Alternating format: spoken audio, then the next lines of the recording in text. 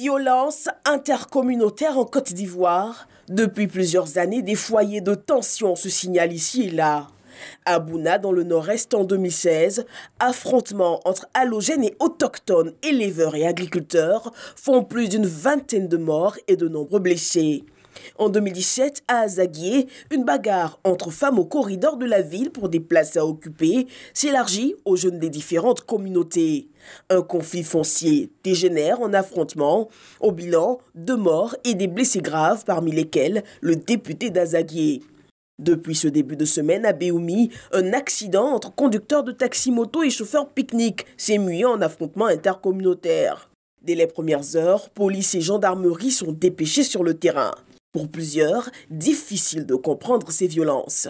On dit que la politique, mais ce n'est pas la politique. Ça, c'est entre eux-mêmes, vraiment, le règlement de compte et puis, bon, manque de tu vois, c'est un peu truc, quoi. Donc, je pense que les gens ne devaient pas se faire justice.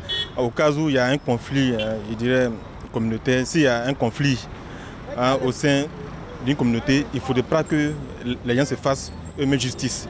Donc, il faut saisir les personnes compétentes, telles que la police ou même la gendarmerie, le corps préfectoral, voilà, pour essayer de régler le conflit, soit à l'amiable ou bien de façon judiciaire. Ce qui est préconisé, c'est que lorsqu'il y a ce genre de conflit, qu'on ait voir un chef de village. Maintenant, le chef de village, là, il essaie de réunir les deux parties belligérants, les deux parties en conflit, pour essayer de savoir d'abord quel est le problème qui se trouve entre ces deux personnes-là.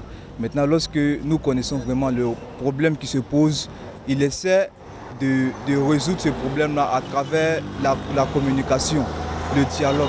Parce que franchement, sans le dialogue, on ne peut pas résoudre ce problème-là. C'est tous la même chose, donc ça se règle, et puis ça se pardonne, et puis c'est fini. Le gouvernement, conscient de cette réalité, travaille à l'amélioration des interactions interethniques. Ne fassons pas les efforts qui ont été fournis entre 2011 et 2019. On a eu des routes, on a eu des ponts. On a construit même l'être humain parce que, comme je vous l'ai dit, on ne se parlait pas. Maintenant, on se parle. On va à des funérailles, on va en boîte, on est tous ensemble.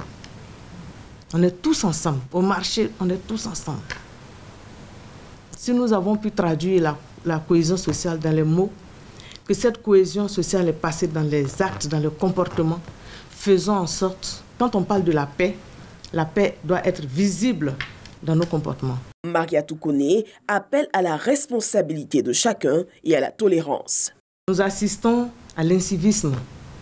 La moindre colère, la moindre douleur, le moindre sentiment d'inégalité, où on va casser, on va brûler. Et après, on est les premiers à se plaindre. On a cassé la mairie, mais je n'ai pas d'extrait de naissance. On a brûlé la gendarmerie, je ne me sens pas en sécurité, etc., etc. Au nombre des initiatives pour éviter que ces conflits s'enflamment, le gouvernement ivoirien met sur pied dans les localités des maisons du vivre ensemble pour que les conflits soient éteints dès les premiers signes de tension.